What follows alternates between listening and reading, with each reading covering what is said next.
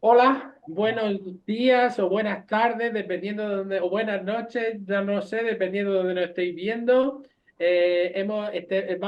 Vamos a presentar otro nuevo webinar de nuestra serie de los Latin Hard Rounds, que es una actividad que quiero presentar muy brevemente. Es una actividad que hacemos dentro del Comité de Educación Internacional de la Sociedad de Cirujanos Torácicos Norteamericana y nuestros principales objetivos es hablar sobre experiencia en el mundo real, sobre lo que nos pasa día a día a todos en nuestra práctica cotidiana. También un objetivo es promover que haya la diversidad, la equidad y la inclusión. Y como vamos a tener hoy también, hacer que los cirujanos jóvenes, residentes, fellows tengan un foro de crecimiento profesional. Es una actividad que se hace en español y portugués, por lo tanto los principales participantes son profesionales de Latinoamérica, Europa y Estados Unidos, aunque siempre tratamos de que los profesionales de habla anglosajona nos puedan seguir poniendo diapositivas en inglés y utilizando también subtítulos.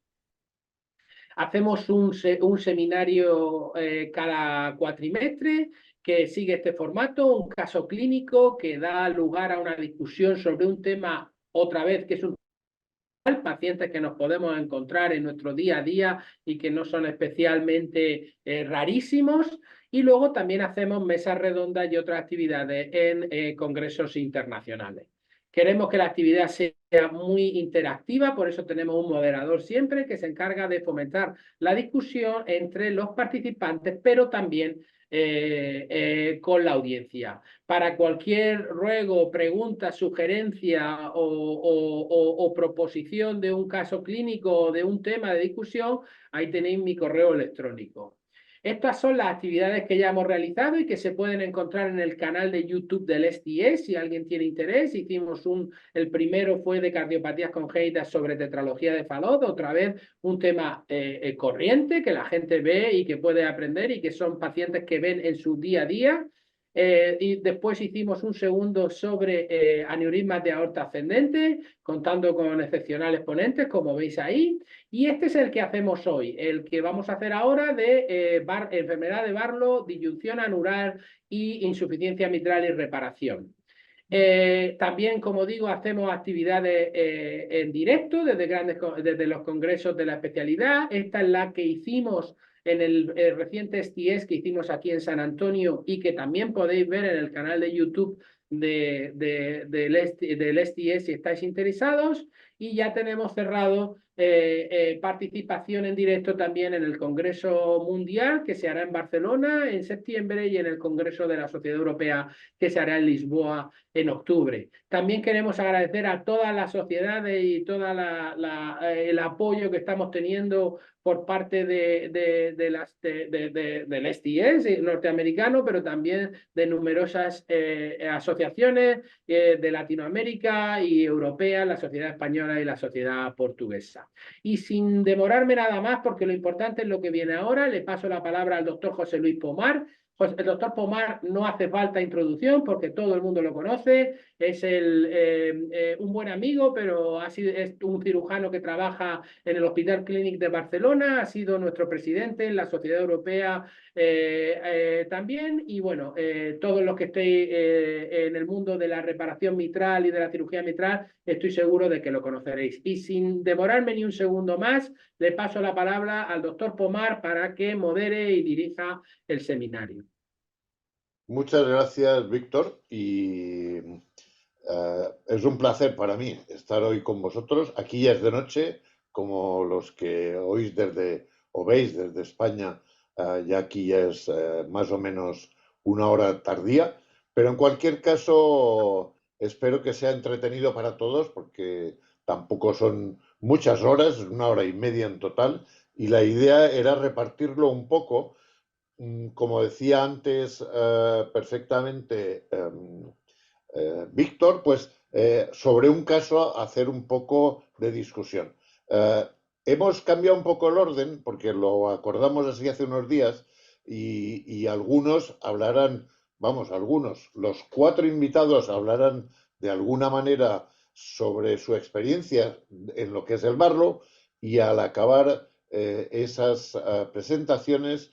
El más joven de entre nosotros, Guido Busnelli, de Buenos Aires también, del italiano, presentará un caso y ese será el motivo de discusión al final de esa sesión. Entonces, si me pasas o me dejas compartir un momento Sí, uh, sí, paro. eso. Yo intento compartir eso aquí con vosotros. Un segundo, que siempre cuesta un poco, pero bueno, ya estamos, espero. Como decía antes, la idea es hablar sobre un caso y concretamente hoy es sobre un caso de Barlow.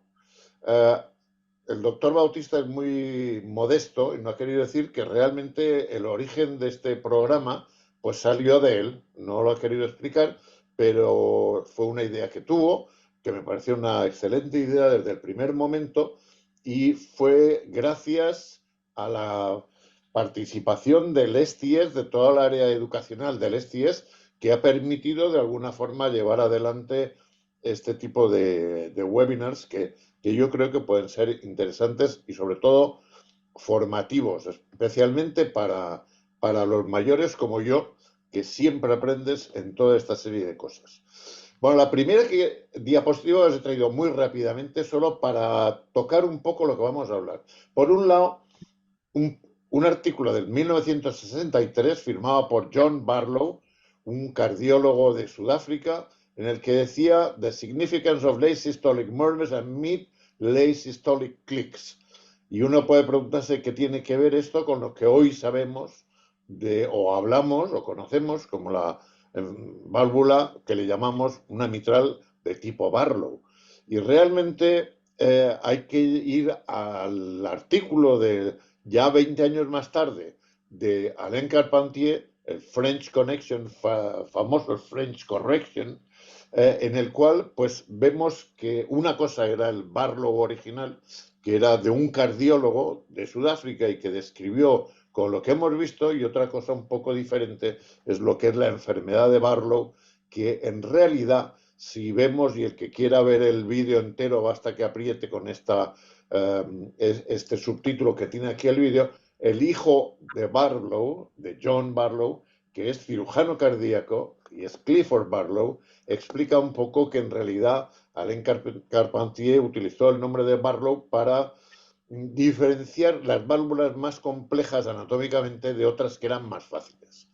Esta imagen que muchos habéis visto en el libro de Carpentier, Adams y Filsufi y en otros, de alguna manera parecía hacer entender que había una evolución desde lo que era la enfermedad fibroelástica, que se iba haciendo cada vez un poco más compleja, a la forma frustrada o frustré, como le queramos llamar, frust, y el Barlow finalmente una cosa como una coliflor grande y hermosa, pero la realidad es que son dos entidades muy diferentes, no solo por su anatomía, sino porque se dan una en personas de edad avanzada, otra es muy típica o más frecuente en personas jóvenes, como el Barlow, y si vamos a ver la anatomía patológica, que luego podemos comentar o discutir, también es muy diferente la del uno y del otro.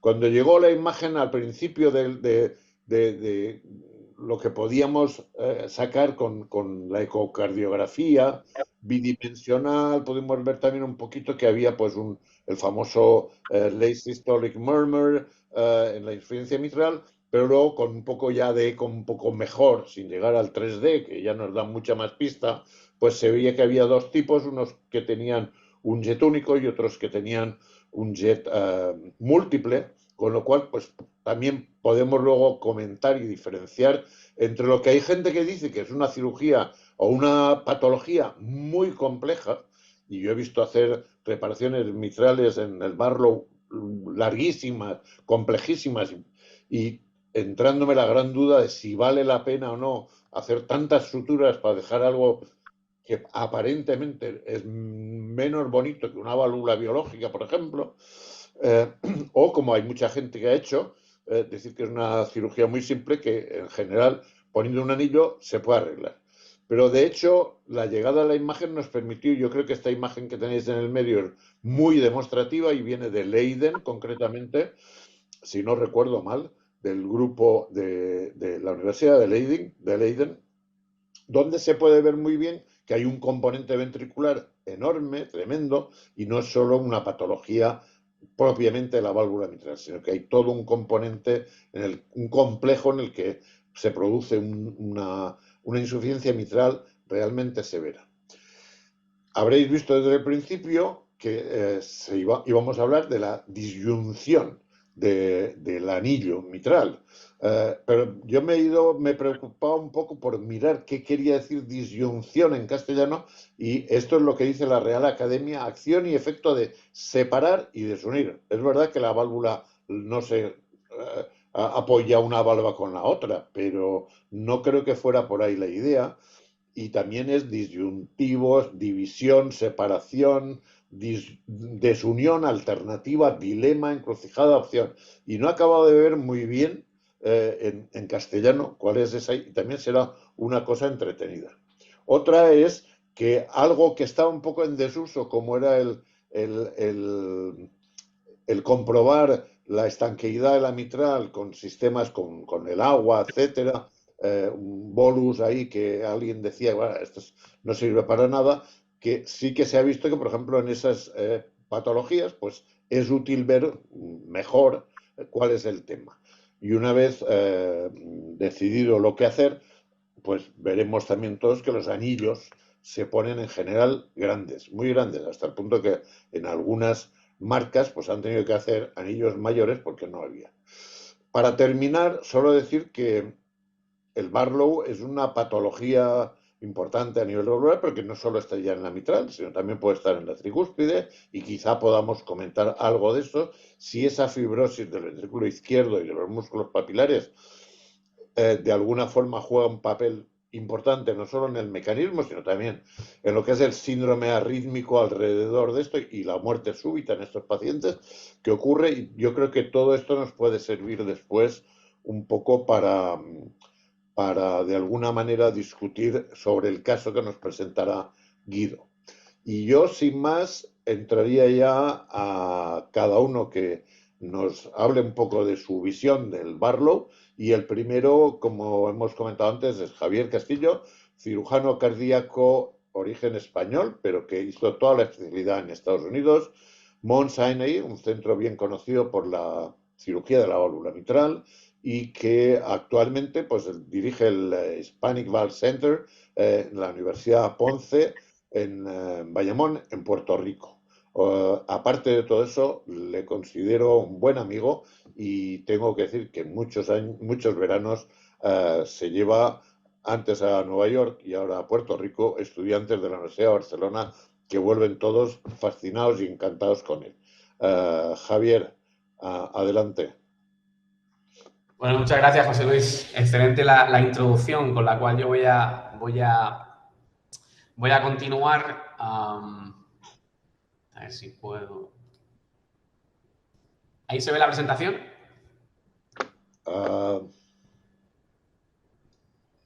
¿Se ven las slides? No. No todavía, Javier. Yo no. No todavía. A ver, ahora. Sí. Ahora sí. Ahora.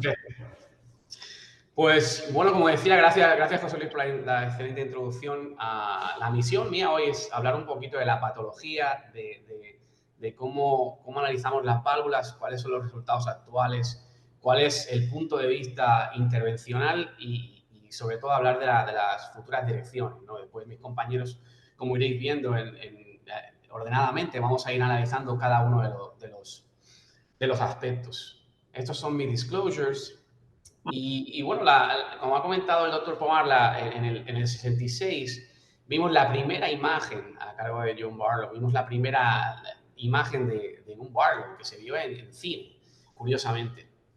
Mucho más tarde, Carpentier, de acuerdo a la disfunción de la válvula, nos presentó todo el espectro de la enfermedad mitral y particularmente analizó la enfermedad degenerativa, ¿verdad? Y 20 años más tarde, para sorpresa quizás, el MAD fue ya descrito, ya se había analizado, ya se había visto. Hutchins en el 86 publicó la primera slide microscópica del MAD, ¿no? Ahora sabemos mucha más información, sabemos la asociación suya con la muerte súbita, pero pues es algo que ya se ha estado investigando desde hace tiempo. Y pues bueno, lo que nosotros hicimos por mi experiencia personal, ¿verdad? Después de la clasificación de Karpathy, la influencia que él tuvo en Mount Sinai y en David Adams, por mi experiencia personal, lo que hacíamos es que nosotros analizábamos los ecos de los pacientes 2 semanas antes o 1 semana antes, por lo menos, de la consulta y nos dimos cuenta de que viendo el eco podríamos de alguna manera descifrar cómo iba a ser ese paciente, ¿verdad? Entonces, hicimos toda esta clasificación característica y añadimos a la clasificación de Karpathy características que la verdad se cumplen en el 99% de los casos. Barlow's disease. ¿Cómo es el paciente de Barlow's? Es un paciente joven, de menos de 60 años, un paciente que ha sido seguido por el cardiólogo durante por lo menos 10 años. Muchos de ellos han sido seguidos desde que tenían 20, 15 años, 25 años. La dilatación anular es marcada, por eso tenemos tantos jets y sobre todo muy importante por default, por definición, el Barlow's es un anillo del 36. Por eso, como bien ha comentado el doctor Pomar, son anillos, tendremos que utilizar anillos bien grandes. La esponjosidad, la degeneración mixomatosa es difusa y se da en toda la válvula, no está marcada como en los pacientes con la enfermedad fibroelástica.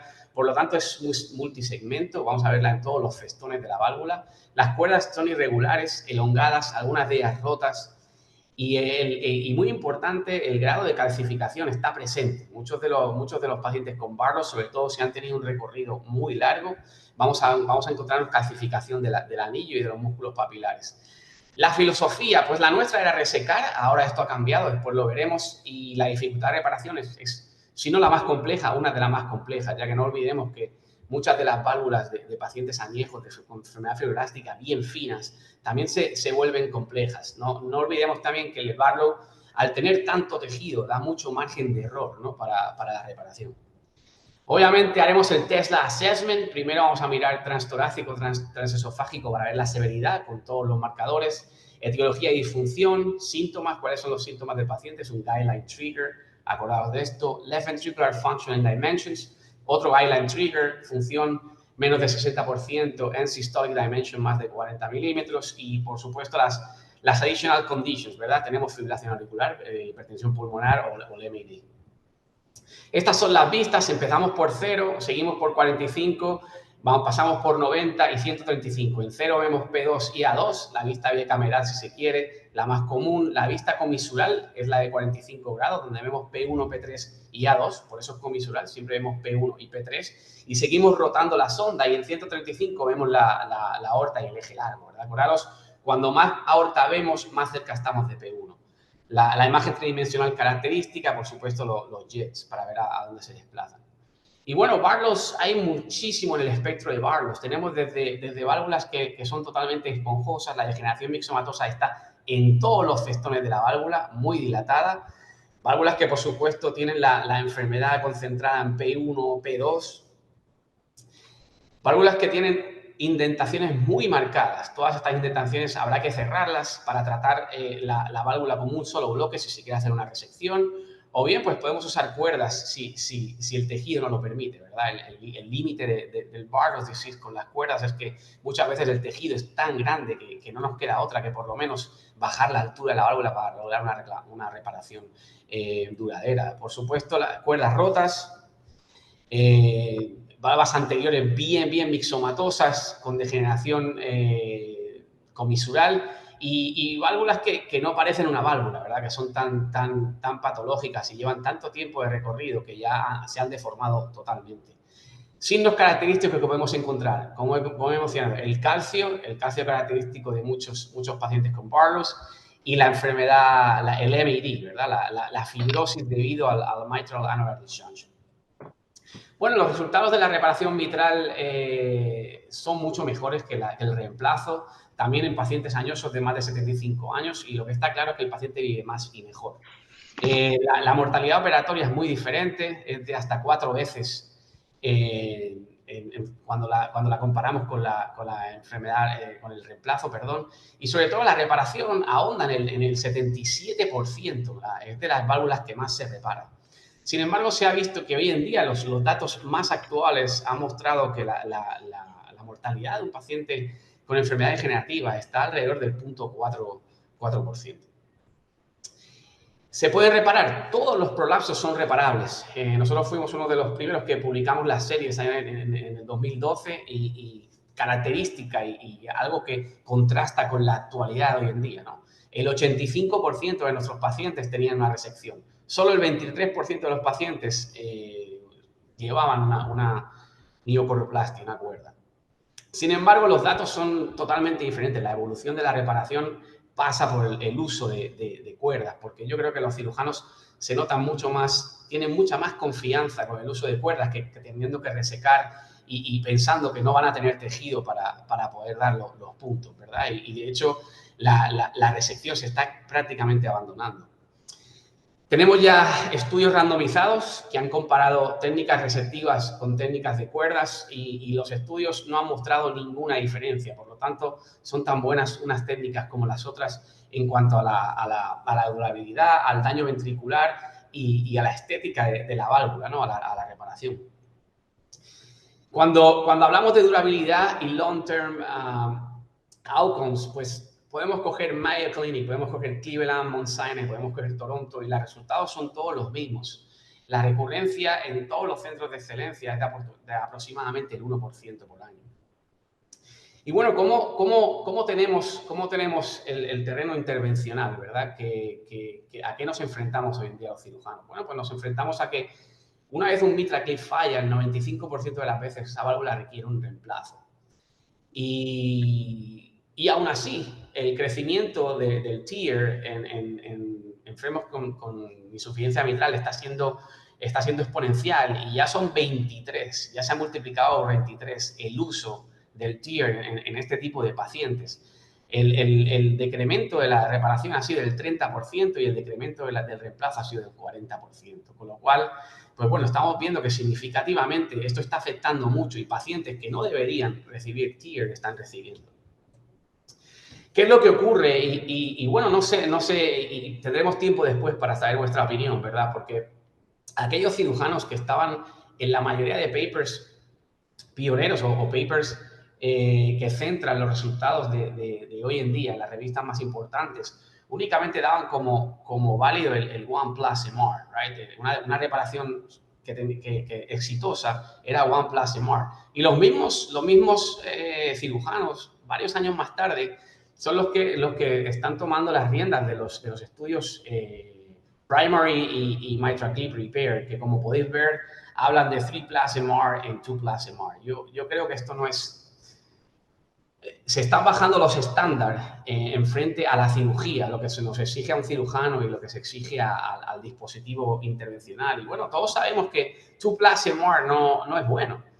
Mayo Clinic fue la clínica pionera en publicar estos resultados y vemos que cuando los pacientes después de cirugía desarrollan 2 plus MR no van tan bien. Y esto lo hacemos por los pacientes, acordaros, porque queremos recibir fotos como esta, ¿no? Estas son las fotos que recibo de uno de mis pacientes más famosos y pues se puede ganar la Copa del Mundo después de una esternotomía, ¿verdad? Y pues creo que estamos haciendo las cosas bien y no se deberían comparar los mismos estándares cuando se trata de pacientes tan jóvenes como son los pacientes con Barrett's disease, que normalmente tienen menos de 60 años. Future Directions, pues el MAD, ahora el doctor Crestanero nos dará mucha más información de esta enfermedad. El MAD es una entidad por sí sola. Provoca ventricular ectopies, tenemos el signo de Pickelhaube en el eco y sobre todo fibrosis, ¿verdad? Provoca fibrosis. Y lo importante, lo que debemos saber es que incluso en pacientes que no tienen prolapso severo y en pacientes que no tienen insuficiencia severa, se da el MAD y se da la muerte súbita. Entonces, las futuras direcciones van a ser las siguientes. Vamos a tener que preservar la función ventricular, que de eso ya estamos haciéndola activamente ahora porque cada vez operamos a los pacientes antes, pero sobre todo vamos a tener que intervenir en el sudden death, en la muerte súbita, con un IICD o bien una ablación o algún tipo de terapias. Y esto es lo que nos espera en cuanto al Barrett's disease en un futuro. Todo esto está en mi website y algunos vídeos más y pues nada, daros las gracias y gracias por vuestra atención. Muchas gracias, Javier. realmente fantástica presentación y yo creo que de ahí pasamos a Juan Crestanelo, que es el jefe de cirugía cardíaca de la Clínica Mayo y a quien tuve el placer de encontrar en San Antonio precisamente hace un mes y pico y que, bueno, pues me pareció también una persona no muy frecuente a nivel personal, de persona abierta, enseguida uno puede hablar con él de cualquier tema. Resultó que además su mentor era un excelente también amigo a quien le agradezco muchas cosas en la Hopkins y bueno, yo creo que nos va a dar, como decía antes Víctor, hoy en día el hospital más reconocido en Estados Unidos y el mejor servicio de cirugía cardíaca en este momento, yo creo que seguro que va a ser extremadamente interesante. Muchas gracias, Juan, por estar con nosotros aquí. Bueno, muchas gracias, José Luis. Muchas gracias por la invitación. A lo largo de esta presentación quiero básicamente contestar 3 preguntas. ¿Qué es la disyunción del anillo mitral? ¿Es malo para los pacientes? ¿Y qué es lo que tenemos que hacer una vez que se hace el diagnóstico? ¿Qué es lo que es? Bueno, la definición de la disyunción del anillo mitral es la inserción anormal de la valva posterior en la pared auricular izquierda, a distancia del punto de unión entre el ventrículo izquierdo y la pared de la aurícula izquierda. Y de esa manera hay un pedazo de la pared auricular que forma parte ahora con esta situación de la pared del ventrículo izquierdo. En esta pieza de cirugía se puede apreciar en forma mejor ese concepto. En este paciente se le ha desinsertado la valva posterior de la válvula mitral y acá podemos ver en la flecha amarilla el punto de unión entre el ventrículo izquierdo y la aurícula izquierda y con la flecha blanca el punto de inserción de la valva posterior mitral. El área entre esas 2 flechas corresponde al área de disyunción mitral. Desde el punto de vista circunferencial, podemos ver que la mayor parte de la disyunción anular mitral ocurre en la parte lateral y en la parte media del anillo mitral, lo que corresponde al área de P1 y P2. ¿Cuál es la prevalencia? La prevalencia varía dependiendo de los estudios entre el 16 y el 55%, pero es muy común en pacientes que tienen prolapso de la válvula mitral. El 30% de esos pacientes tienen disyunción anular mitral y es más común a medida que la severidad del prolapso aumenta. Aproximadamente el 50% de los pacientes que tienen prolapso de ambas valvas tienen disyunción anular y cuando hablamos de pacientes con Barlow, más del 70% la tienen. También es común en pacientes que tienen desórdenes del tejido conectivo, como el síndrome de Marfan o como el síndrome de Lewy-Dietz syndrome. Pero también es importante recalcar que existe en la población general con válvulas completamente normales. Entre el 6 y el 9% de la población con válvulas normales tienen disyunción del anillo mitral. En nuestra clínica estudiamos 595 pacientes que tenían prolapso de la válvula mitral y también tenían un estudio de Holter y la incidencia de disyunción mitral era de 1/3, el 31%. Y la característica de estos pacientes eran pacientes jóvenes, mujeres que tenían ventrículos más grandes, valvas redundantes y tiene una mayor prevalencia de prolapso de ambas valvas. Sin embargo, no estaba asociado con la severidad de la insuficiencia mitral. ¿Es la disyunción anular malo para los pacientes? ¿Cuáles son las consecuencias de tener disyunción de la válvula mitral? Bueno, no hay diferencia en la sobrevida comparado con la sobrevida de los pacientes que tienen prolapso de la válvula mitral. De manera que MAD no está asociada con un aumento, con un exceso de mortalidad.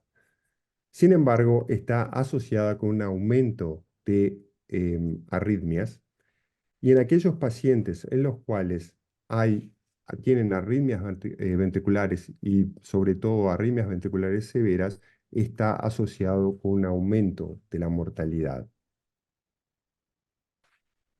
¿Cuál es el mecanismo de las arritmias? Bueno, el mecanismo de las arritmias está relacionado a la fibrosis de la pared ventricular, de la base del ventrículo, y fibrosis en el músculo papilar, como podemos ver en esta resonancia magnética. Y esa fibrosis es el resultado del aumento del estrés en la base de la pared ventricular izquierda y el aumento del estrés que ocurre también a nivel de los músculos papilares debido al aumento de la movilidad que resulta de la disyunción mitral. Otro estudio de nuestra clínica demostró que el origen de las arritmias ventriculares es variable, pero la mayoría de los pacientes tienen un sustrato arritmogénico a nivel del área de disyunción del anillo mitral y también a nivel del músculo papilar posteromedial. Y esas son las áreas que generalmente nuestros electrofisiólogos usan usan como blanco para hacer las ablaciones. Sin embargo, solamente el 40% de los pacientes, de manera menos de la mitad de estos pacientes, tenían fibrosis en la resonancia magnética. ¿Qué es lo que hacer? Bueno, primero tenemos que decir que la presencia de disyunción del anillo mitral no es una indicación para cirugía. Las indicaciones tradicionales para cirugía se aplican para los pacientes que tienen disyunción de la válvula mitral. Pacientes deben ser operados solo si tienen insuficiencia mitral severa, la presencia de síntomas o impacto en la función o el tamaño ventricular. Pero para los cirujanos es importante saber cuál es el aspecto de la válvula. Es posible reparar estas válvulas. Es la tasa de reparo similar a otros pacientes que tienen prolapso de la válvula mitral. Hay algunas consideraciones técnicas que tenemos que tener en cuenta. Es el reparo durable y la cirugía mitral tiene un impacto en la frecuencia de las arritmias. ¿Cuál es el aspecto de la válvula? Es importante saber que la disyunción del anillo mitral en la mayoría de los casos no se puede ver desde el lado atrial, de manera que con la visualización que tienen los cirujanos, al momento de la cirugía es muy difícil de distinguir si hay o no disyunción del anillo mitral. Y esto de manera que es muy importante hacer un diagnóstico preoperatorio con el ecocardiograma transesofágico o con el ecocardiograma preoperatorio. Pero es importante distinguir que los pacientes que tienen disyunción del anillo mitral en general tienen cambios mixomatosos más avanzados. ¿Puede ser la válvula reparada o no? Sí, la válvula puede ser reparada en casi todos los pacientes. En una pequeña serie de nuestra clínica, el 100% de los pacientes fue posible reparar la válvula usando técnicas estándar, una banda de anuloplastia y resección del segmento que estaba prolapsado. Es efectiva también. Los pacientes no tenían insuficiencia mitral residual durante los primeros 30 días después de la cirugía. Y en cuanto a la complejidad del reparo, es similar al reparo de una válvula con prolapso mitral, como está demostrado por el mismo tiempo en la máquina de circulación extracorpórea, así como el mismo tiempo de clampeo aórtico. Pero es importante obliterar el área de disyunción mitral al momento de la cirugía. Y para eso es muy importante tener, cuando uno pone las suturas, es muy importante poner las suturas a través de la cresta del ventrículo izquierdo y de esa manera obliterar el área de disyunción mitral. Pero esto no se alcanza todas las veces y en nuestra experiencia entre el 7 y casi el 20% de los pacientes la área de disyunción mitral persiste después de la cirugía y no sabemos cuáles son las consecuencias funcionales o en términos de las arritmias o de la durabilidad del reparo que esta persistencia tiene. Otra técnica descrita es desinsertar la valva posterior y usar suturas en U para poner junto el área de la unión entre el ventrículo izquierdo y la aurícula izquierda y el punto de inserción de la valva posterior. Y después reinsertar la valva posterior. Esta parece ser, a mi opinión, una técnica muy compleja que puede comprometer la durabilidad a largo plazo. ¿Es el reparo durable? Sí, el reparo es durable. La ausencia de insuficiencia mitral moderada o severa a 10 años es del 80%, que es un poco inferior a la ausencia de insuficiencia mitral por el típico prolapso de válvula mitral, pero de cualquier manera es un muy buen resultado. En términos de la sobrevida a largo plazo, la sobrevida a largo plazo de pacientes con disyunción anular mitral es similar a la sobrevida a largo plazo de los pacientes que tienen prolapso de la válvula mitral sin disyunción del anillo. Es el reparo, ¿cuál es el impacto del reparo tiene en las arritmias? Podemos ver que después de la cirugía, los pacientes con disyunción del anillo mitral tienen un aumento de las arritmias. Sin embargo, desde el punto de vista estadístico, el peso de esa asociación estadística entre la disyunción del anillo mitral y las arritmias es menor que con el tratamiento médico, pero las arritmias no se disminuyen, no desaparecen completamente después de la cirugía. Obviamente no sabemos todo lo que hay que saber en cuanto a la disyunción del anillo mitral y hay muchas áreas de investigación. Entre ellas hay un rol para la cirugía en los pacientes que tienen insuficiencia mitral menor de severa y arritmias.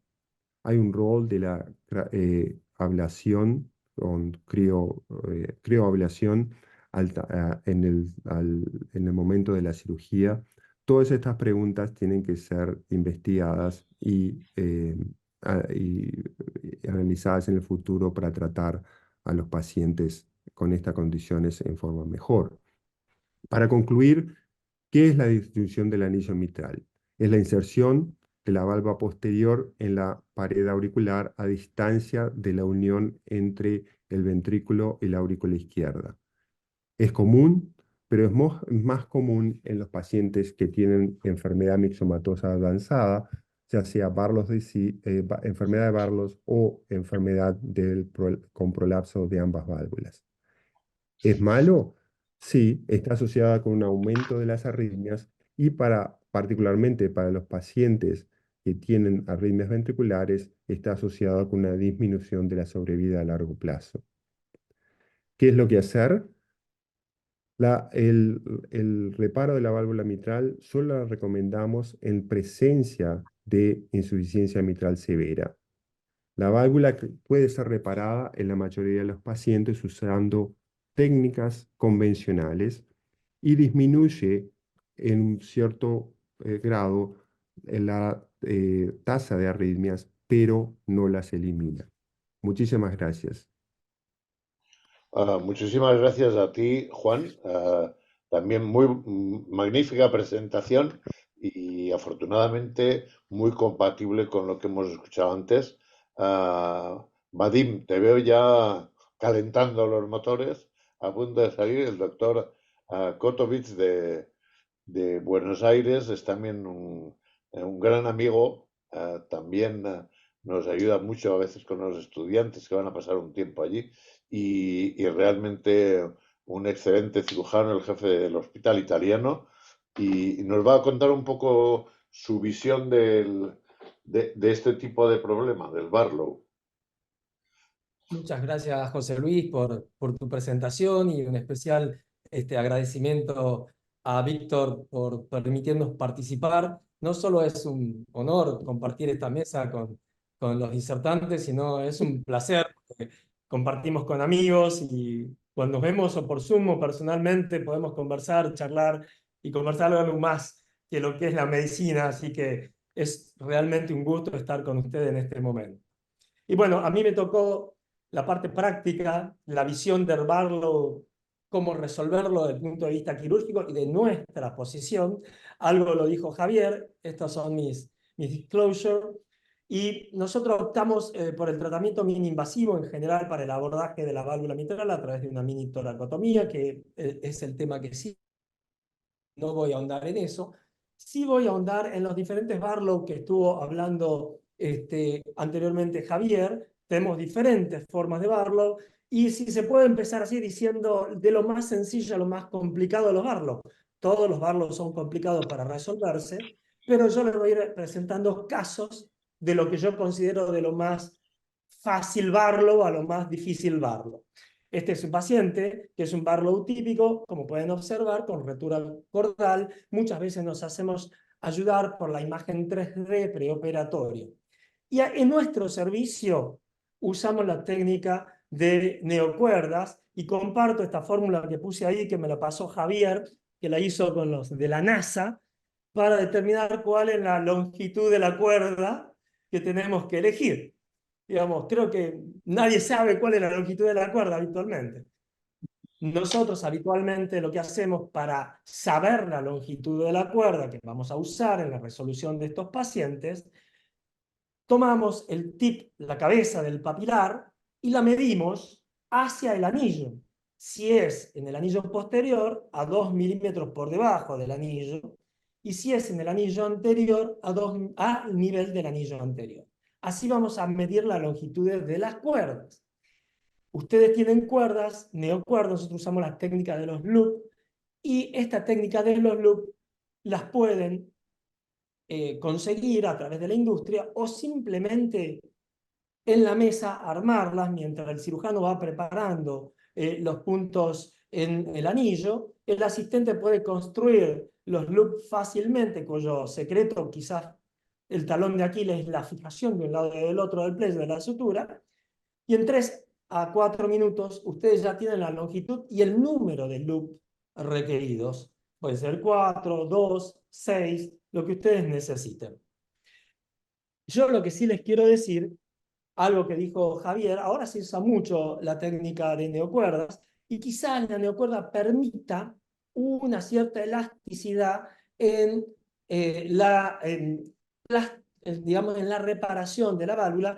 ¿Por qué? Permite pequeños errores que quizás con la corrección de la posición de la neocuerda, la válvula queda mejor. Cuando hacemos la técnica resectiva, resecamos y nos atenemos a la resección. Volvemos a nuestro caso y ustedes pueden observar, estamos midiendo la longitud de la cuerda. Esto es un Barlow con rotura de una cuerda en la valva anterior en el segmento A2. Una vez medida la cuerda, mientras el asistente va construyendo la misma, nosotros vamos poniendo los puntos radiados en el anillo. Cabe destacar que mientras les muestro cómo hacemos el attachment del loop al papilar anterior, hay que hacer una detallada semiología que les voy a mostrar en otro caso de toda la patología para no omitir y tener errores en la reparación. Una vez hecho el attachment de las neocuerdas en el lugar donde es requerido, nosotros en nuestra institución usamos habitualmente anillo completo y en general en silla de montar, como ustedes lo están observando. Como usamos técnica mini-invasiva, la sutura automática nos ayuda sustancialmente para poder hacer los nudos y ustedes pueden ver el resultado. Si tomamos parámetros, y estoy totalmente de acuerdo con Javier, los parámetros de calidad es tener nada de insuficiencia mitral o trivial, no más que leve, tener una superficie de coaptación de aproximadamente entre 5 o más de 5 milímetros, 10 milímetros es lo ideal, y que no haya gradiente transvalvular una vez conformada la reparación. Si uno no hace esto, nosotros no aceptamos la reparación mitral. Pasamos a un segundo caso. Esta es una rotura cordal en el segmento P2, está toda prolapsada, hacemos una detallada inspección de la válvula, una semiología, pueden ver que hay una hendidura entre P2 y P3, hay prolapso también del comisural posterior y hacemos lo mismo, pero hacia la valva posterior. Perdón que acá el Busnelli me manchó la cámara, entonces no pude filmar bien. Hacemos el attachment de la neocuerda a la valva posterior, como lo hicimos en el caso anterior, pero en la valva anterior, cerramos la hendidura, muchas veces, a veces no es necesario, pero muchas veces sí. Yo hago primero la prueba hidráulica y después cierro la hendidura y ustedes pueden ver que la válvula quedó con su sonrisa, sin prolapso y el lugar de coaptación adecuado y hemos resuelto el VAR. Y bueno, nos vamos complejizando más. Esto es el caso que escribió Juan. Hacemos la semiología de todos los segmentos prolapsados. Acá no podemos ver realmente la patología que le está acaeciendo al paciente, pero este paciente integra el 30% de los pacientes que tienen disyunción del anillo mitral. Así que una vez realizada toda la inspección de la válvula y ver qué segmentos son los prolapsados, si hay roturas cordales no detectadas, lo que hacemos es preparamos el terreno para desinsertar la valva posterior. Y hacemos la desinserción de todo el segmento P1, P2 hacia P3 y vamos a exponer la disyunción del anillo mitral como ustedes lo están viendo en esta imagen y como lo mostró claramente Juan. Nosotros optamos por los puntos en U para solucionar la disyunción. Lo hemos hecho sin poner pledget, lo hemos hecho con pledget. En los pacientes sindromáticos, los Lloyds, etc., los tejidos son en extremo delicado, así que muchas veces lo hacemos con pledget. Reinsertamos la valva posterior.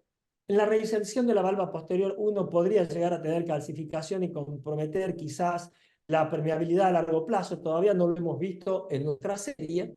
Hacemos la prueba hidráulica requerida, vemos que todavía hay prolapso de algunos segmentos.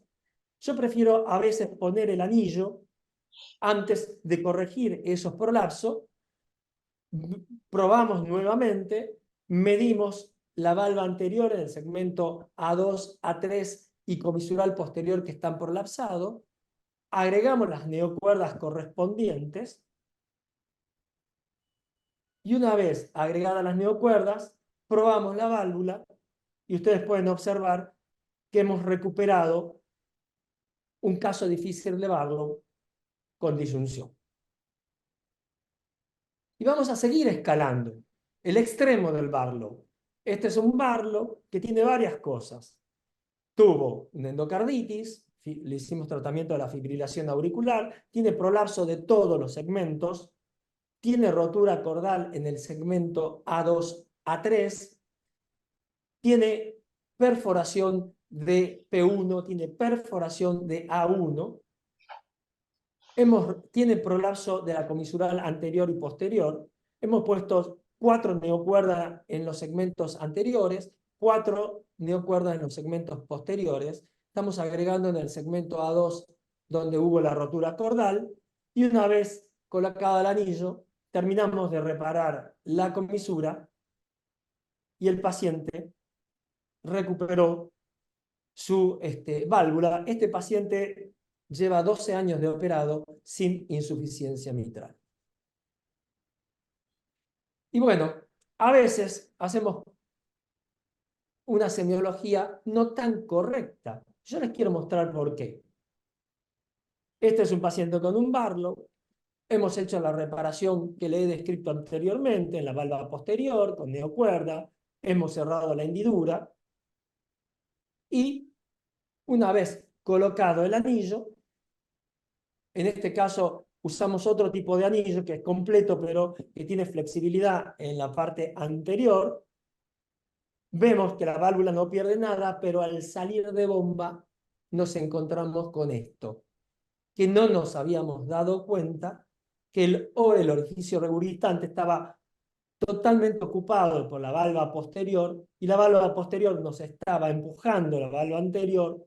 Asociado al efecto Venturi teníamos SAM. Tampoco habíamos detectado que había un estrechamiento del ángulo aortomitral y que habíamos cambiado el patrón sistólico en donde todo el orificio valvular estaba ocupado por la válvula posterior. No habíamos reducido la altura de la válvula posterior. ¿Y eso por qué ocurre? ¿Qué es el SAM? Ustedes ya lo saben, pero se los recuerdo. Movimiento paradojal, en donde la válvula anterior va hacia el tracto de salida, o cuerdas van hacia el tracto de salida, y termina siendo un mismatch entre el tejido sobrante, ¿no?, y la dimensión del anillo, que quizá lo hemos sobre reducido y obligado a todo ese tejido protruir hacia lo que es el tracto de salida del ventrículo izquierdo. Y bueno, conclusión, no podemos salir de bomba con esto, o tenemos dificultades para salir de bomba. ¿Cómo vamos a evitar esta patología? Cuando la válvula posterior empuja, la válvula anterior se llama drag effect, el empuje. Y el efecto Venturi no es solo un efecto, son varios efectos que están ocasionando esto. Uno es lo que dijo Javier, resecar. Resecamos el tejido sobrante, hacemos un sliding o un folding parcial. Y si usamos la técnica de la neocuerda, también podemos hacer una pequeña resección o un folding llevando con la neocuerda todo el tejido posterior, lo ventricularizamos. A veces hay demasiado tejido, o sea, una técnica no es suficiente, tenemos que emplear varias técnicas. Y mi consejo, mi experiencia fue no sobre reducir el anillo, porque ahí corremos más riesgo de SAM. Y entonces, como aprendimos esto, identificamos que el ángulo, cómo está el ángulo mitral, mitroaórtico, hacemos una buena inspección, vemos cuando protruye demasiado la válvula posterior y es demasiado remanente, la corregimos con cuerdas, llevamos el tejido, hacemos como un folding, pero con las neocuerdas, que es más rápido, quizás por la técnica mini invasiva, y con eso vamos a evitar el efecto que yo le describí anteriormente. Volvemos a colocar, en este caso que le estoy presentando, son múltiples cuerdas para poder asegurarnos que el tejido posterior no va a ocupar el orificio efectivo, y a la salida de bomba vemos que hemos corregido el defecto anteriormente presentado. Bueno, y si tienen problemas para resolver la válvula, este tipo de válvulas son difíciles de resolver muchas veces, no son para iniciar los que están haciendo reparación mitral, sino para gente quizás con experiencia, entonces no hay que ofuscarse, la reemplazamos a la válvula y que el paciente no puede retirarse del quirófano con un tratamiento subóptimo. Muchas gracias por su atención y espero que haya sido útil los ejemplos presentados. Muchísimas gracias, Vadim. Realmente una gran colección de imágenes y de formas de tratar una patología como el Barlow. Yo creo que mejor es difícil de enseñar todas esas imágenes. Nos queda todavía Federico Núñez, que es un cirujano de Bogotá, un crack también como cirujano, bien conocido en todo el mundo por su experiencia y sus muy buenos resultados también. Y yo querría, si nos cuentas un poquito dónde estamos en esa patología también, a nivel también de resultados, etcétera, cuál es tu experiencia en ello. Muchas gracias, Federico. Primero, agradecimiento al comité organizador, a Víctor, y qué honor, qué orgullo tener la audiencia que tenemos y compartir el panel con esta excelencia de expositores. Voy a compartirles un poco el estado actual de lo que estaba hablando Nadine. Entonces, primero, vamos a hablar, el primer concepto que me gustaría dejar claro es que en insuficiencia mitral y específicamente en Barlow, el abordaje estándar, el convencional, es la esternotomía media. Ese es el abordaje clásico, que ha ido variando tratando de buscar menos invasividad a esternotomías parciales inferiores o a minitoracotomía o mínimamente invasiva. ¿Cuál es la lógica de esto? Que si el cirujano, como ven aquí a la izquierda, la visión del cirujano es en este sentido, está viendo de frente a la válvula mitral, o sea, la visualidad, la visión se mejora, a pesar de que el acceso es un poco más pequeño. Entonces, ¿en qué se basa esto? Básicamente, un buen estudio preoperatorio, ahorita lo voy a mostrar el paso a paso, es una mini toracotomía anterolateral derecha, con colocar al paciente en bomba por vía periférica femoral derecha. Con ayuda de videotoracoscopia tenemos una perfecta visualización de la válvula y del aparato subvalvular, que es importante, y eso nos permite realizar el mismo espectro de técnicas quirúrgicas que permiten corregir la plastia mitral, que eso es importante tenerlo claro. Se pueden realizar todas las técnicas de plastia mitral hasta a través de este abordaje. Esto, en resumen, es el paso a paso de la técnica quirúrgica. Después se lo puedo enviar, pero básicamente incluye tubo de doble lumen, posición lateral, minitoracotomía derecha de 5 a 6 centímetros, lateral a la línea medio clavicular, una colocación periférica del bypass cardiopulmonar por vía femoral, guiado por eco transesofágico. Se podría adicionar, si se requiere, una cánula en la vena cava superior a través de la yugular. Se utiliza el clampeo directo, no tenemos endobalón, entonces utilizamos el clampeo directo con clan de Chitwood o con clan de Signet. Utilizamos la solución de preservación que prefiramos, del nido, Bresneider o cualquier solución que prefiramos, y el abordaje de la aurícula izquierda es convencional a través del surco de Waterston. Yo quería hacer un poco de referencia a estos primeros estudios, publicado por la escuela que hizo esto famoso, la escuela del Centro Médico de Leipzig, específicamente el doctor Michael Burger. Fíjense en estos, y son específicamente pacientes con Barlow. 145 pacientes con Barlow. Miren estos resultados. Tasa de reparo exitoso 94%. Tasa de mortalidad 1.4%. Mortalidad a 30 días 1.4%. Conversión a esternotomía 0.7%. Y la sobrevida a largo plazo, como la pueden ver aquí en las gráficas, muy buena. A 5 años 97%. A 10 años 88%. Libre de reintervención a 10 años 96%. Libre de insuficiencia más que moderada a 5 y 10 años, cercana al 90%. Esta fue la escuela clásica. Ese artículo es uno de los que hizo cambiar la forma de hacer y fue publicado en el 2014, ya han pasado 10 años. Esta es la serie de técnicas, fíjense que se puede utilizar cualquier tipo de técnica por este abordaje. Lo que está cambiando no es la técnica quirúrgica, sino el abordaje. ¿Qué es lo importante cuando hacemos cirugía mínimamente invasiva? Es tener claro que una vez llegado al abordaje, tener un stepwise, una secuencia, un paso a paso de qué es lo que vamos a hacer. Allí no podemos llegar a improvisar, sino que tenemos que tener muy claro cuál es el paso a paso. En este artículo del grupo japonés del doctor Sakaguchi, año 2020, él expone su paso a paso que está bastante interesante, en el cual, muy parecido a lo que hace Nadine, primero, después del examen minucioso de la válvula, se estabiliza el anillo, se hace el test de hidráulico y se determina si hay un prolapso funcional o un prolapso orgánico. Básicamente el orgánico es asimétrico, generando jets asimétricos, y allí se define la técnica. Este autor Fíjense la mortalidad que nos muestra en ese reporte: 0% de mortalidad, 0% de complicaciones, 0% de sangrado y 0% de recurrencia de la insuficiencia mitral a 36 meses. En este metaanálisis no son muchos los estudios prospectivos randomizados, entonces nos basamos mucho en los estudios observacionales, pero este es un metaanálisis bien interesante. Hace un pool, un grupo de pacientes sacados de metaanálisis, un pool metaanálisis, y va a comparar pacientes de mínimamente invasiva versus el abordaje convencional. Y básicamente, al comparar los dos pacientes sacados de este pool, no hay diferencias estadísticamente significativas en ninguno de los puntos primarios definitivos, o sea, ni en mortalidad, ni en el grado de insuficiencia residual, ni en el grado de recurrencia de la insuficiencia.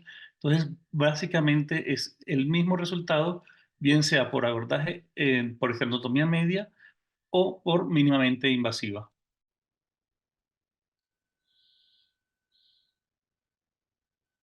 Este es otro estudio del grupo italiano del doctor Speciale.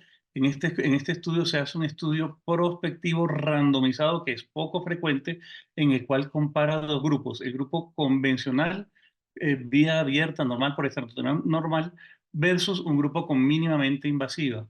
¿Qué encontramos en los dos grupos?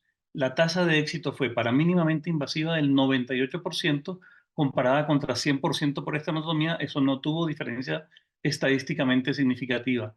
La mortalidad fue comparable y el seguimiento alejado en términos de recurrencia de la insuficiencia fue exactamente el mismo. Hasta aquí la conclusión grande de la literatura reciente de años 20 en adelante nos apoyan o nos avalan la posibilidad de realizar plastia mitral compleja por cirugía mínimamente invasiva. El siguiente posible abordaje que está muy en boga es el abordaje robótico, quizás no muy a la mano en la mayor parte de nuestros centros en Latinoamérica, pero vale la pena analizar qué está pasando con estos pacientes.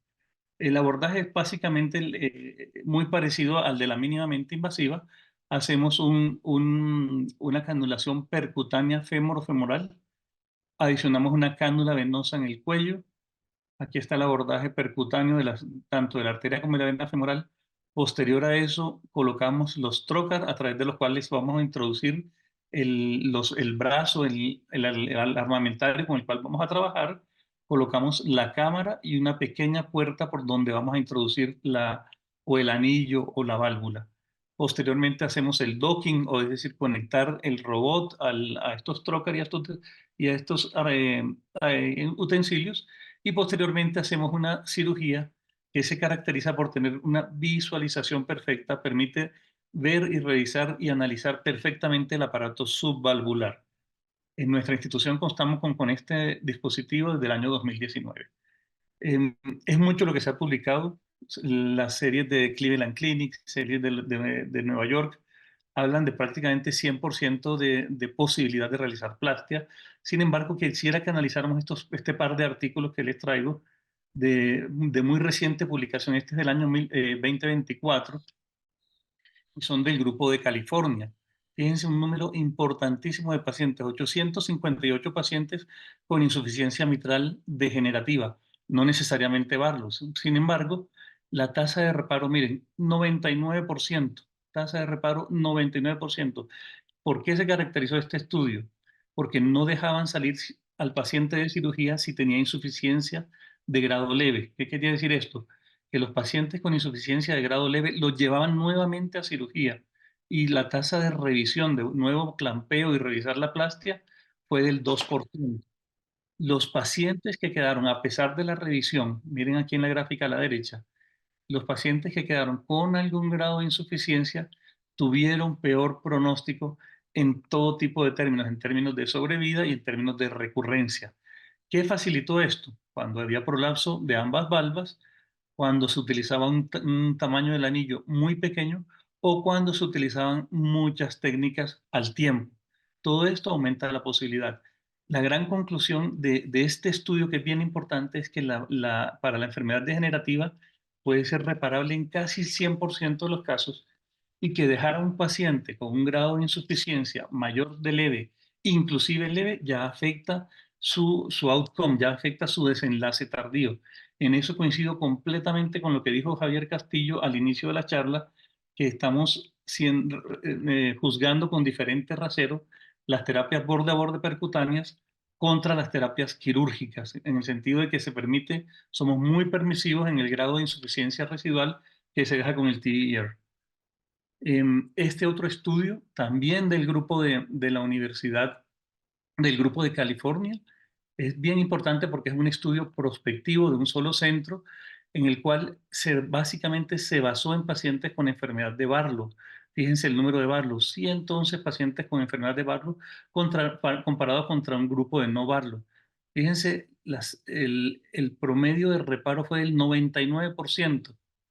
Las técnicas que se utilizaron fueron anuloplastia y resección, anuloplastia con banda y resección triangular del segmento posterior en un 78%, intervención con cuerdas en un 70% y con insuroplastia. Es decir, con muy pocas técnicas quirúrgicas se logra solucionar un problema muy grave.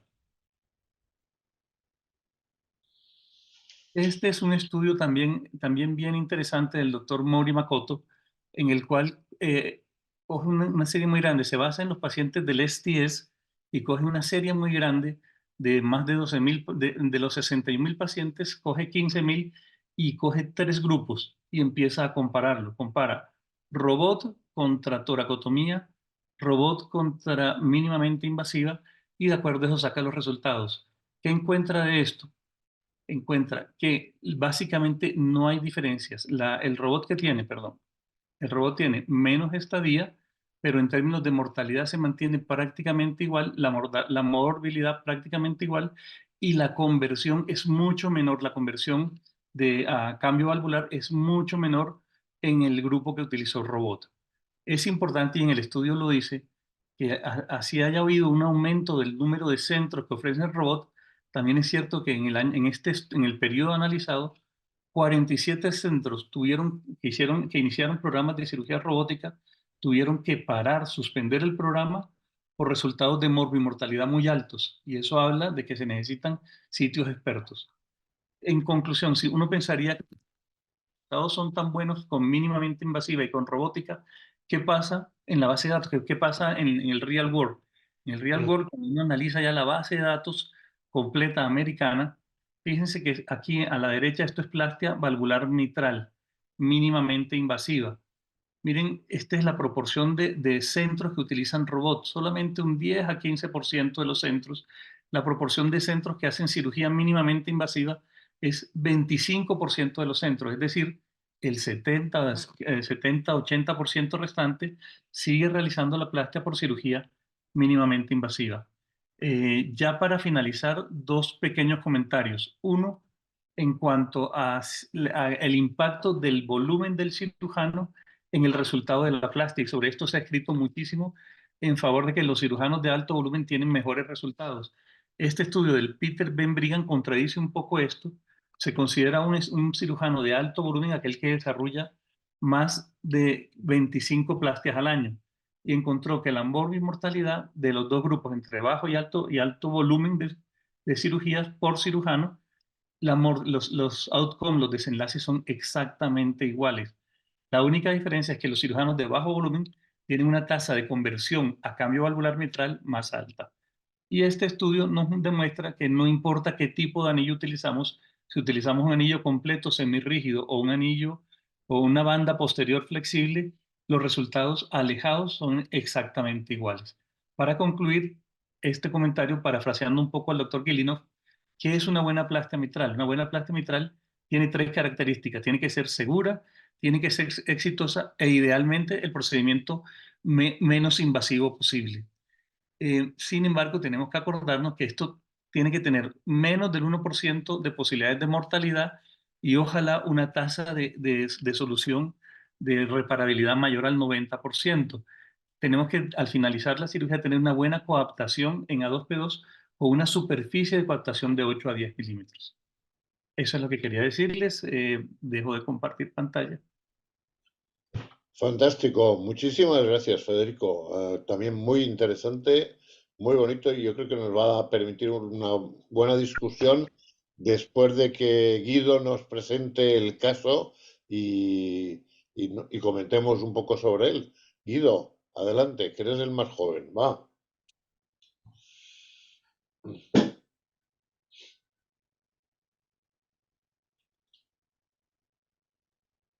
Tienes el No, no te micrófono oímos, ¿eh? cerrado, Guido.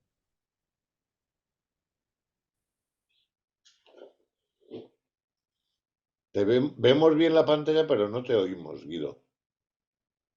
¿Tienes el micrófono abierto?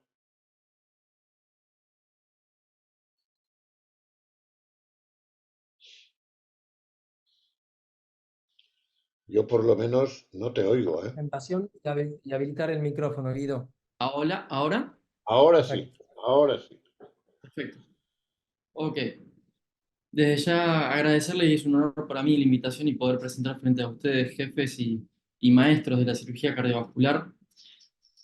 Con ustedes en esta oportunidad les presentamos un paciente que, como bien dijo el doctor Castillo, es un paciente con una historia larga de su enfermedad porque venía siguiéndose desde el año 2008, ya con un diagnóstico de prolapso de válvula mitral. En esta oportunidad, cuando viene derivado a nuestra institución ya en el año 2021, tenía 44 años, una persona deportista, sin síntomas y sin referir arritmias. Podemos ver cómo a lo largo de su historia ha empezado a progresar su enfermedad, su prolapso y su insuficiencia, hasta que finalmente, y lamentablemente, en el año 2021, debuta con una disminución, una caída de su fracción de eyección, puntualizándote esa en 52%. Acercando un poquito las imágenes para describir un poco la patología de nuestro paciente, directamente me parece más ilustrativo poder mostrar un trance esofágico, en el cual fue evaluado en primera instancia, bueno, en este 0 grados, 4 cámaras, podemos observar ya la morfología de un ventrículo un poco esférico, motivo por el cual, bueno, el deterioro de su fracción de eyección, y vemos cómo podemos identificar el prolapso bivalvar, y ya se empieza a esbozar un poquito lo que es la MAD, es decir, la auriculización de la valva posterior y esa distancia entre el ventrículo y la inserción de la valva posterior. A nuestra derecha, un jet que a primera vista o a primera fase es central. Podemos observar en esta fotografía, bueno, un orificio de regurgitación efectivo más o menos del 60 centímetros cuadrados calculados, y avanzando con un poco más de las imágenes, un 45 grados, este es aórtico, sin insuficiencia aórtica y sin repercusión en cavidades derechas, aproximándonos ya hacia un 60 grados, un poquito más pasado, para poder observar lo que sería P3, A2 y P1, también toda la morfología típica del Barlow, por encima de lo que es el plano del anillo mitral, y ese prolapso bien hacia la aurícula, y de la misma forma, yendo un poquito más hacia adelante, hacia la valva anterior, indagando todo lo que es A1, A2, A3 y P1, ya podemos ver cómo a nuestra imagen de la derecha se esboza otro jet de reflujo, es decir, que estamos frente a una patología en la cual el reflujo se da por distintos sitios.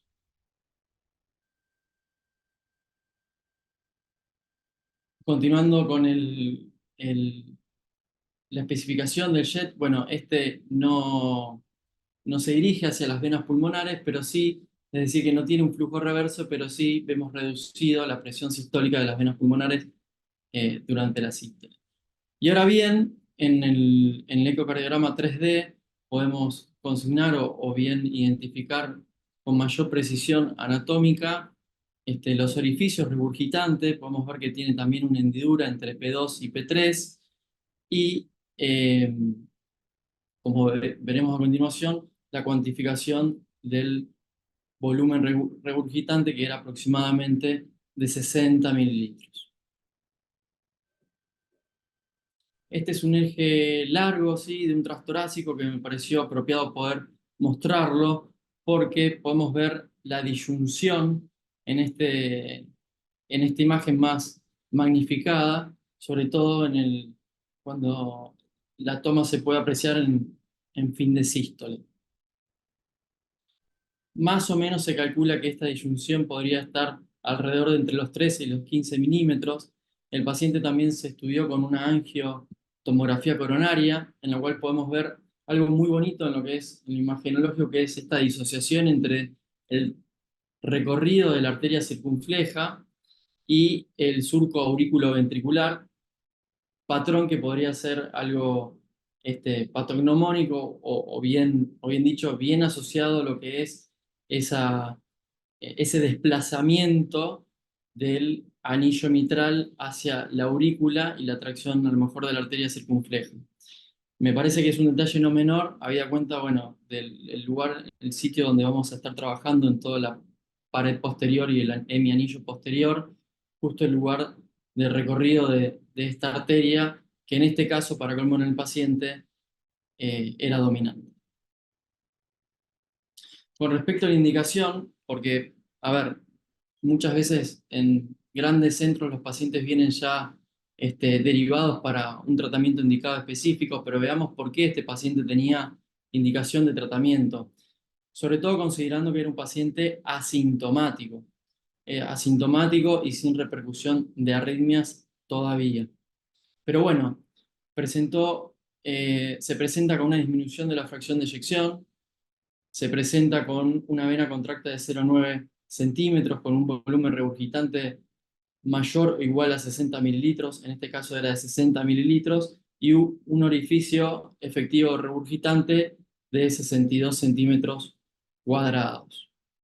¿Y dónde los posicionan las guías? Sobre todo la última guía americana en el algoritmo de tratamiento. Bueno, justamente por esto, este paciente que ya está en el estadio C de la enfermedad iría a cirugía con una recomendación tipo 1. Lo importante del caso a lo mejor es por ahí poder discutir técnicamente cómo lo podríamos ayudar y qué tipo de opciones elegirían en esta mesa de expertos con respecto a la reparación o al tratamiento de este paciente. Ya tanto desde el tipo de tratamiento a ofrecer, las estrategias quirúrgicas, como también así del abordaje a utilizar. En este caso, por ahí podría ser útil explorar un poquito la válvula, podría ser de ayuda para tener una aproximación un poquito más cercana de la patología y en este caso poder discernir a ver cómo se puede hacer algún tipo de reparación en el paciente. Vemos que un tejido redundante, bastante característico, bueno, del Barlow, examinando todos los festones anteriores, prolapsados, los posteriores también. Podemos ver bien la hendidura entre P2 y P3, de la misma forma que era consignado en el ecocardiograma transesofágico. Y por ahí, ya con esta aproximación y considerando el tema de la disyunción, el tamaño de la disyunción, la proximidad con la arteria circunfleja, una arteria dominante, me gustaría poder abrir la discusión, a lo mejor si el doctor Kotowicz o el doctor Pomar podrían ayudar a organizar un poco la discusión del caso. Yo, perdonar un momentito, pero estamos un poco justos de tiempo y quizá, si no te importa, Guido, porque yo tengo muchas preguntas y para ti sobre todo, ¿eh? Pero creo que quizás sería bueno irlo siguiendo ya y no pararnos ahora en las preguntas porque creo que estas preguntas las tenemos todos en la cabeza y vemos cómo, porque tenemos escasamente unos 10 minutos en total para discutir para todo. Ok. ¿Te parece? Bien, entonces hagamos una cosa, podemos continuar con la presentación y Ok. por ahí podemos abrir una discusión corta al final. Adelante. Ok, en nuestro caso, tal como lo mostró el doctor Kotowicz, elegimos una vía de abordaje mini-invasiva. La anatomía valvular, bueno, la pudimos observar ya en la primera inspección que hicimos recién. Tal como describió el doctor Prestanelo, lo que hicimos fue desinsertar toda la válvula posterior. Para esto es muy útil hacer un punto tractor hacia la aurícula para poder desplazar la válvula posterior y de esa forma tener un sitio, un lugar donde poder desinsertarla de su, de su anillo, desplazado hacia la aurícula, convengamos, y de esa forma poder exponer esa porción del ventrículo que de alguna manera está separada de la inserción de la válvula posterior, del anillo posterior. Y con esos puntos en U, tractores hacia la aurícula, de esta forma poder acercar y disminuir, o por lo menos volver a hacer el nuevo plano del anillo valvular real.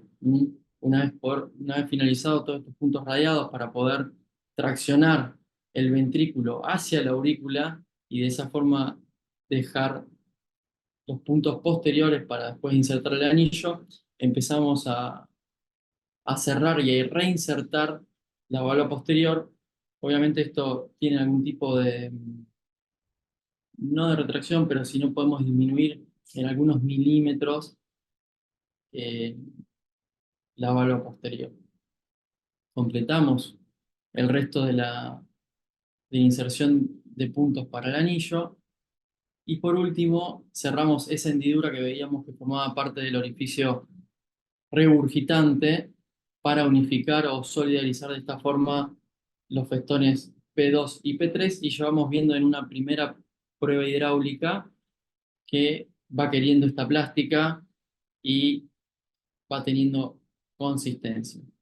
Por último, utilizamos un anillo completo, un Fisioring, en este caso número 36. Y por último, vemos el resultado final de la plástica con una válvula bien continente, prácticamente sin pérdida, y un resultado final, al menos bonito a la vista, con una morfología aceptable y con una prueba hidráulica aceptable. A continuación mostramos los ecos de salida de la cirugía, donde podemos ver que no tenemos reflujo, el plano valvular, el plano de la valva está bien a nivel del anillo, se midió la superficie de coaptación de 8 milímetros, y acá podemos ver en el tracto de salida que no se encuentra obstruido, obviamente sin SAM. Por último, pudimos hacer un seguimiento de nuestro paciente, operado ya hace 3 años, y vemos que la plástica sigue intacta de alguna manera, sin reflujo, y esto, bueno, motiva que el paciente pueda seguir con su vida habitual y continuar en seguimiento. Pongo 2 imágenes significativas, una a la derecha, la previa a la cirugía y la posterior, y podemos ver cómo la disyunción se ha acortado y se ha eliminado luego de la cirugía. La verdad que el caso puede explicar un montón y ejemplificar bien todos los puntos que hemos tocado, pero creo que llama un poquito a la reflexión y habría otros puntos para poder discutir en el futuro, sobre todo los nuevos anillos, el rol del mitral clip, que algo ya han estado hablando, las nuevas guías, porque sinceramente ha sido un paciente que ha sido intervenido, pero ya con una fracción de eyección disminuida, que sabemos que muy probablemente no la vaya a recuperar. Y otro punto a tener en cuenta es la válvula tricuspidia en este tipo de casos de insuficiencia mitral por válvula. Ahora sí, muchas gracias por la presentación y con los minutos que quedan, que están contados, podríamos abrir una discusión. Pues muchas gracias, Guido. muy bonito el caso y muy bien presentado. Y yo la verdad tengo una duda que quizá el doctor Bautista nos pueda aclarar, pero normalmente cuando uno tiene un webinar de 1 hora y 30 minutos, al cabo del tiempo, el webinar se corta y se acaba. Es decir, que es un sistema bastante automatizado. Entonces, yo creo que para quienes nos han escuchado, sería bueno, yo intentaré luego con el staff del STS y con el doctor Bautista a ver cómo lo podemos hacer, intentar poner en esa misma presentación los mails, que son fáciles de encontrar a través de 1000 maneras, de cada uno de los speakers para que cada uno que tenga preguntas concretas sobre el tema las pueda hacer. Yo, sinceramente, por si no nos corta el tiempo, diría que la primera pregunta se la haría precisamente a nuestro residente, porque los 4 que hemos hablado aquí, los 5 que hemos hablado, hemos tenido ya una experiencia importante en la válvula mitral, en el Barlow, y mi pregunta es, Guido, tú dentro de X tiempo, 2 años o 3, es posible que te vayas a otro hospital, a otra zona a trabajar, y habrás hecho casos, habrás visto casos, pero obviamente todavía tu experiencia será más corta. ¿Qué crees que es lo que tienen que hacer los que nos escuchan? Que hay muchos que son residentes, que son jóvenes y que se encuentran en su hospital con un caso, con un Barlow, llamémosle complejillo, complejo. ¿Eh? ¿Qué es mejor? Ser honesto y mandarlo a un centro especializado en patología mitral que a un cirujano siempre le molesta. ¿Es mejor intentarlo reparar para aprender o ponerle una prótesis que ya hemos visto que a la mayoría ni el TER, ni el Edge to Edge, ni las prótesis nos acaba de convencer? Pero, ¿cuál crees, sinceramente, que sería la mejor opinión, la mejor opción ahí? No, yo creo siempre hay que pensar en el paciente y en base a eso hay que derivarlo a un lugar donde le puedan hacer una plástica y ofrecerle un buen resultado. Creo que eso no hay duda. Yo no me largaría a hacer una plástica para aprender y captar ese paciente. Ni tampoco, bueno, teniendo la posibilidad que alguien le pueda plastificar la válvula. A los 44 años tampoco se me ocurriría hacerle un reemplazo valvular. Concretamente, haría lo posible para que ese paciente pueda tener su plástica bien hecha. Uh-huh. Javier, tú eres el segundo en juventud. O sea, nos dicen que tenemos 5 minutos extras por el chat, así que eso es todo lo que tenemos. Mira, a mí me gustaría lanzar una pregunta de debate, que de hecho son 2 para todos vosotros, ¿no? Que tenéis experiencia. La primera es, yo siempre me acuerdo que Vadim me hizo dar una charla donde me dijo que resumiera las 5 técnicas más importantes para alargar la durabilidad de un paciente con Barlow's. No hace falta que sean 5, pero cada uno de vosotros, ¿qué pensáis? ¿Cuál es la técnica? La mía personal es la comisuroplastia. Me gusta cerrar las comisuras porque en una válvula tan grande, con un anillo tan grande, nunca vamos a inducir estenosis. Y cerrar las dos comisuras anclan la válvula anterior y me dan mucha más seguridad de que ese reemplazo va a durar mucho más. Saber cuál es vuestra opinión, cuál es vuestra técnica de elección para la durabilidad. Y la segunda pregunta, que es el debate del caso, es, viendo que la válvula posterior de este caso que ha presentado Guido no es tan alta, no era tan alta, ¿vale la pena sacrificar, hacer una resección mucho más larga de tiempo de bomba para fijar el hinge, para fijar el MID? ¿O se puede hacer una ablación y quizá un par de cuerdas que creo que habría reparado la válvula? A ver qué opináis. Por ir por orden, Juan, por favor. Nosotros en la clínica tenemos un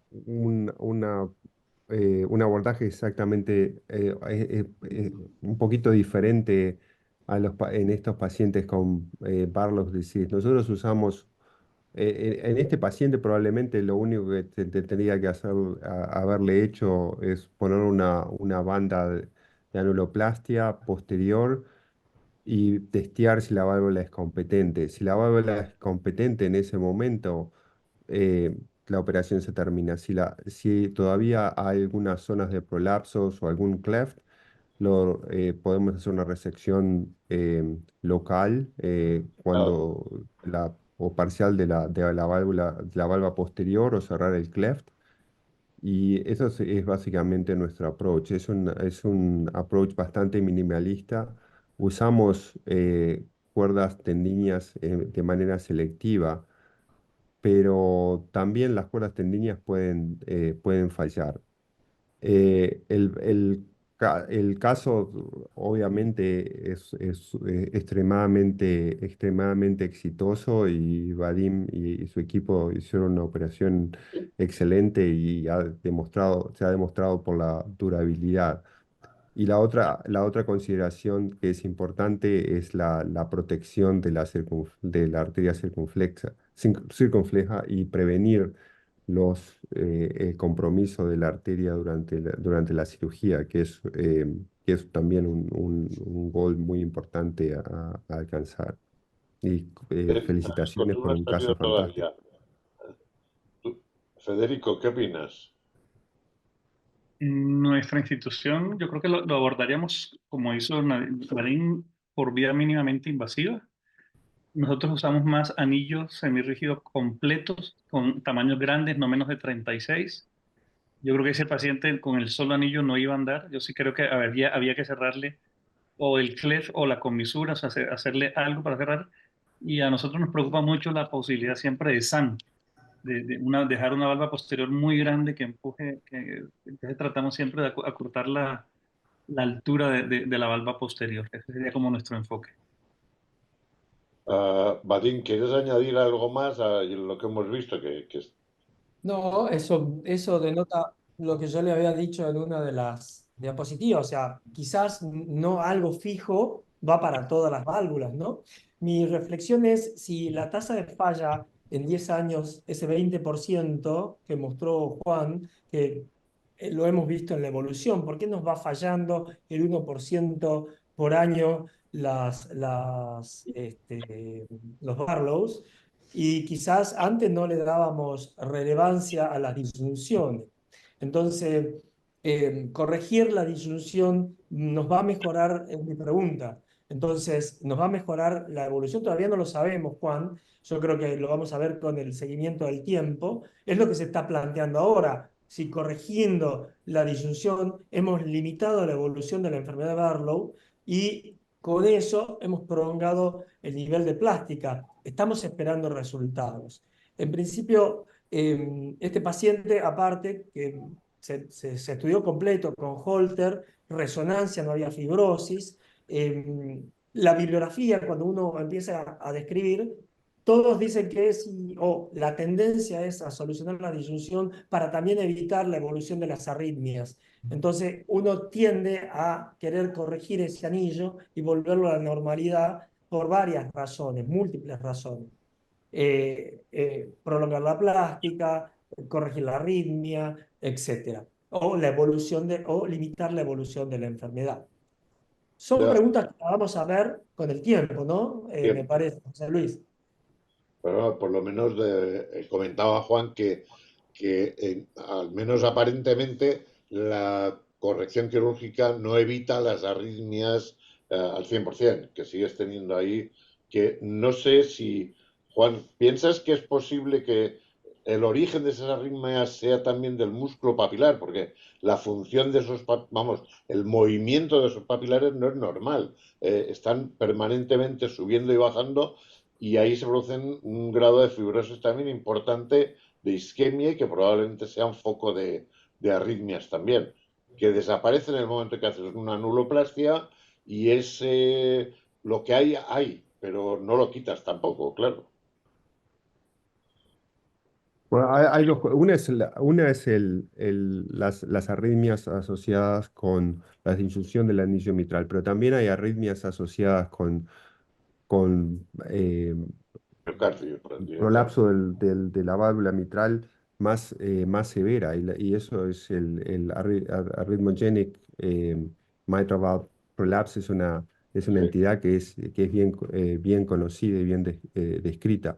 Y como tú decís, las arritmias se pueden originar o en el músculo papilar, en la zona de disyunción o en la base del ventrículo izquierdo, que son todas, en los pacientes que tienen disyunción, son todas áreas que hay aumento del estrés y con el tiempo eso probablemente lleva a trastornos en la repolarización que va a llevar a las arritmias. Antes has dado unas cifras de crioablación en series, pero la experiencia personal, ¿tenéis de forma habitual que hacer una crioablación en estos pacientes o no? Raramente, a no ser de que tenemos 2 o 3, los cuento con una mano, pacientes en los cuales se han presentado con arritmias ventriculares severas, algunos con muerte súbita, y los han estudiado y han encontrado el foco y durante la reparación mitral le hacemos la crioablación. José Luis, como Sí. siempre nos pasa, nos hemos quedado cortos de tiempo. Yo creo que hay que cerrar ya. Nos hemos pasado ya más de 5 minutos. Yo creo que, Víctor, si es posible hablar luego con Melissa y les pudiéramos dejar en el vídeo que quedará colgado en el STS, de forma más o menos prolongada, si se pudieran poner los mails de cada uno al final, para que el que quiera hacer preguntas muy concretas de lo que habla cada uno, las pueda hacer, porque al final es un programa docente más que de exhibir lo bueno que es cada uno. ¿Tú crees que vale la pena probar con Melissa a ver si luego se puede hacer? Lo hablaremos, pero efectivamente lo podemos hablar y lo intentaremos. Añadirlo aquí el mail y ya está, ¿no? Perfecto. Muy bien. Pues nada, oye, yo creo que salvo daros las gracias a todos, desearos ya que una buena tarde o noche y esperar bueno, que en otra ocasión tengamos la oportunidad de vernos de nuevo. Un millón de gracias a todos de Muchas parte gracias a de todos. Saludos. Gracias. Un Gracias a gusto. todos. Muchísimas de gracias. todos. Un Muchas abrazo. gracias. Muchas Un gracias. Gracias a abrazo. todos. Hasta Muy Un bien. abrazo. luego. Chao, amigos. Gracias, Víctor. Gracias a todos.